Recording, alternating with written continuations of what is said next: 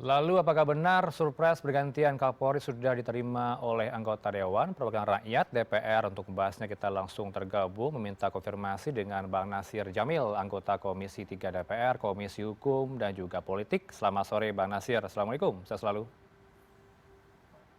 Ya, Waalaikumsalam warahmatullahi wabarakatuh, Ya, Heranov. sedianya kami juga turut mengundang dari Kompolnas, namun tidak merespon hingga pukul 4 sore ini. Bang Nasir, langsung saja. Jadi surprise-nya nyangkut di mana nih Bang suratnya? Di Kompolnas atau di pihak mana?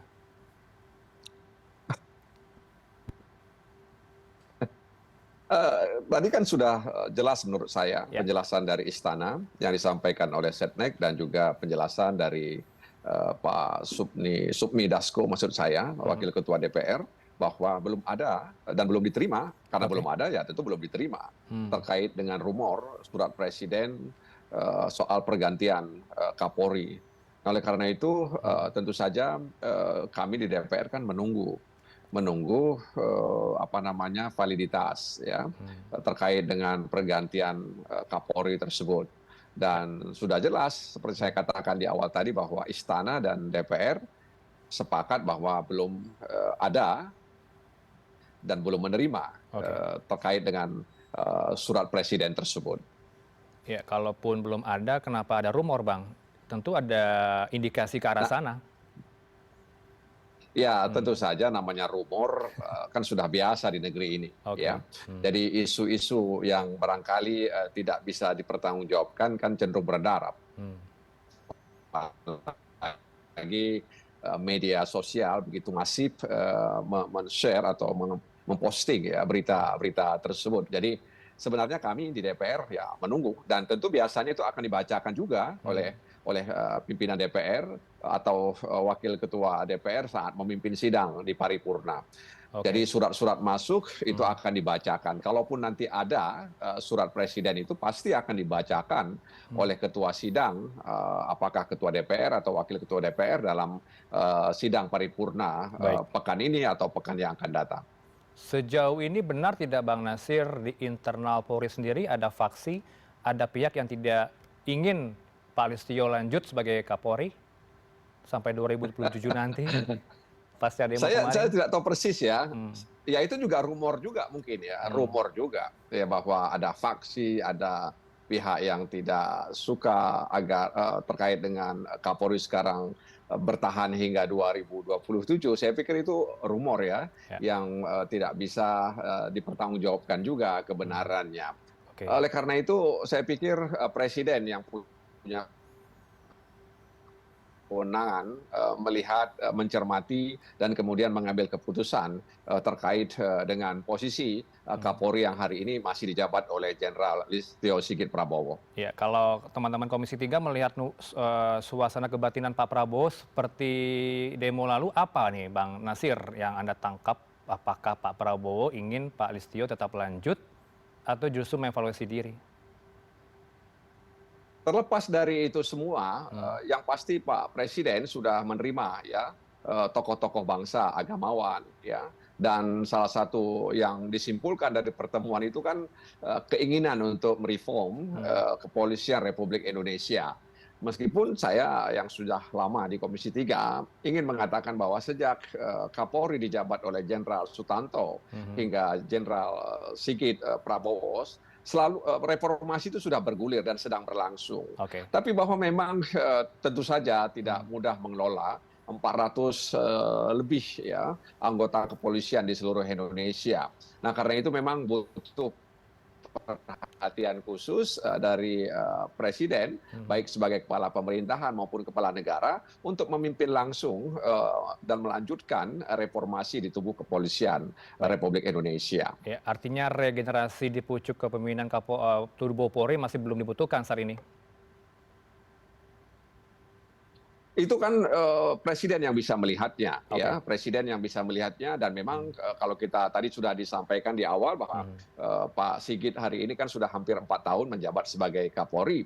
Nah, tentu saja presiden diharapkan bisa melihat itu semuanya ya, dan memang tentu saja Presiden akan mendengar ya tokoh-tokoh bangsa yang menemui beliau di istana, Baik. dan mungkin saja Presiden juga punya rencana terkait dengan suseksi di tubuh Kepolisian Republik Indonesia. Ya, sejumlah nama santer masuk kandidat nih Bang Nasir. Apakah Anda bisa konfirmasi nih kebenarannya nama yang akan menggantikan Pak Listio Sigit? Anda juga mengomentarin di lini masa soal hal ini juga.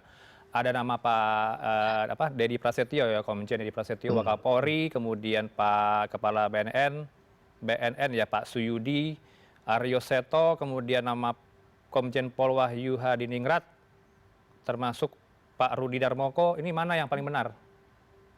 Indikasi mana yang lebih kuat? Jadi memang nama-nama Oke. yang katanya inisial itu kan Hmm. biasanya merujuk kepada perwira tinggi yang berpangkat komisaris jenderal ya, Ya. bintang 3. Hmm. Nah, kalau yang tadi Heranov sebutkan kan itu sudah bintang 3. Oke. Profesor Dedi Prasetyo Wakapolri hari ini, kemudian Asrena Tama, Hmm. dan juga Kepala BNN RI. Kan itu sudah bintang 3 semua, artinya Hmm. mereka sudah memenuhi syarat ya, memenuhi syarat kalau kemudian ditunjuk dipilih oleh Presiden menggantikan Hmm. Kapolri Listio Sigit Prabowo. Jadi Oke. mungkin saja kemudian ketika ada inisial S, inisial D, atau inisial W, ya itu kan semuanya merujuk kepada mereka yang secara kepangkatan Oke. itu sudah memenuhi syarat. Tapi apakah benar W itu yang seperti disebut tadi, D itu dan S itu, ya Oke. tentu Pak Presiden yang paling tahu. Belum ngerucut begitu ya Bang ya, antara D dan S gitu. Ada 2 sekarang nih. Ya, bagi kami siapapun yang memimpin kepolisian RI ke depan itu diharapkan bisa melanjutkan Oke. perubahan di tubuh kepolisian. Itu yang paling penting menurut kami. Iya, iya, iya. Kemudian bagaimana Bang dengan menjawab tuntutan publik soal tragedi ojol kemarin, banyak yang mendorong agar kepolisian perlu evaluasi dan juga reformasi. Ini bentuk reformasi seperti apa? Apakah seorang pimpinan harus mundur pasca tragedi ojol kemarin atau bagaimana dari teman-teman DPR melihat hal ini? Sebenarnya dalam mengantisipasi unjuk rasa itu sudah ada peraturan Kapolri-nya ya. Oke. Sudah ada peraturan Kapolri terkait dengan pengendalian massa, SOP-nya sudah ada semuanya. Ya tentu saja ada anggota yang disiplin, ada anggota yang tidak disiplin. Ya, nah oleh karena itu kan atasan anggota tersebutlah yang harus diminta pertanggungjawaban. Dalam arti siapa level di atasnya ya, yang kemudian tidak disiplin terkait dengan apa yang sudah diatur dalam peraturan Kapolri tersebut. Jadi sebenarnya di kepolisian itu segala upaya untuk mengantisipasi gejolak, anarki, huru-hara dan lain sebagainya sudah ada. Tapi memang tidak mudah juga mengendalikan massa yang mungkin ada disebut-sebut oleh banyak pihak, ada penumpang gelap, ya, ada yang memang kelompok ingin melakukan tindakan-tindakan anarkis, merusak fasilitas umum dan lain sebagainya. Nah, karena itu sekali lagi kami juga mendengar katanya Komnas HAM juga sedang berusaha membentuk tim itu, ya, tim untuk mengusut kekerasan, ya, kerusuhan dan sebagainya. Dan itu menurut saya ya sudah menjadi tanggung jawab dan tugas Komnas HAM untuk melakukan itu terkait dengan aspek perlindungan terhadap hak asasi manusia. Sejauh mana nanti itu timnya akan efektif berjalan, independensinya terjamin, integritasnya juga, kredibilitasnya seperti apa, transparansi juga seperti apa, Bang? Ya, kalau catatan kami untuk Komnas HAM, yang penting carilah fakta dan data, jangan cari kambing hitam. Oke. Ya, kalau cari kambing hitam pasti tidak akan pernah selesai dan kita tidak akan bisa mengantisipasi jika ada kondisi yang sama terjadi pada masa yang akan datang. Tapi carilah fakta dan data, sampaikan kepada Presiden, sampaikan kepada DPR.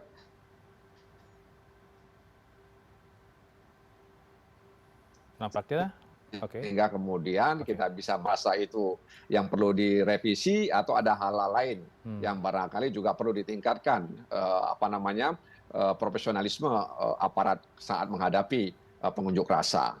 Kalau dari DPR ada tim tersendiri nggak tidak Bang Nasir dibentuk, Pansus, Panja untuk mengevaluasi kerja Polri? Kami serahkan kepada pimpinan DPR untuk menjawab apa yang disampaikan oleh Heranov tadi itu. Oke. Ya. Pimpinan DPR bersama pimpinan fraksi tentu bisa lebih tahu apa yang harus dilakukan oleh DPR menyikapi apa yang Heranov tadi tanyakan ke saya. Iya. Berarti Anda masih belum bisa menjawab ya pertanyaan saya, siapa aktor intelektual Bang di balik perusuh kemarin ini di demo? Ya tentu saja yang punya alat untuk itu aparat penegak hukum ya, institusi penegak hukum mereka punya intelijen ya tentu diharapkan apa namanya intelijen itu bisa bekerja dan kemudian menyajikan informasi kepada pimpinan mereka dan kemudian diharapkan juga presiden bisa mengetahui sehingga bisa diambil tindakan-tindakan ya terkait dengan apa yang ditemukan oleh pihak intelijen tersebut. Apalagi kalau nanti misalnya data-data itu memiliki irisan yang kuat dengan apa yang ditemukan oleh Komnas HAM. Terakhir Bang, ini boleh pendapat pribadi Anda atau pendapat Komisi 3 DPR nih Bang, mewakili suara teman-teman. Perlu tidak Kapolri diganti? Soal itu kami selalu jawab, itu kewenangan presiden, Heranov. Ya. Itu belum menjawab Dari namanya Bang. presiden Itu masih belum yang jawab bisa, itu. Itu masih belum menjawab ya namanya. itu jawaban. Itu jawaban Oke. kami ya, ketika misalnya orang tanya apakah apa perlu diganti atau tidak, ya kita serahkan kepada presiden ya, Baik. karena dia yang punya kewenangan untuk mengangkat dan memberhentikan presiden dengan Oke. persetujuan DPR. Baik, kembali ya hak prerogatif presiden jawaban Anda Bang Nasir. Terima kasih Ya, untuk waktu Anda oke. bersama saya di Newsroom. Baik, Bang terima Nasir kasih, Jamil, anggota Komisi 3 Heranov. DPR. Sehat selalu Bang. Assalamualaikum.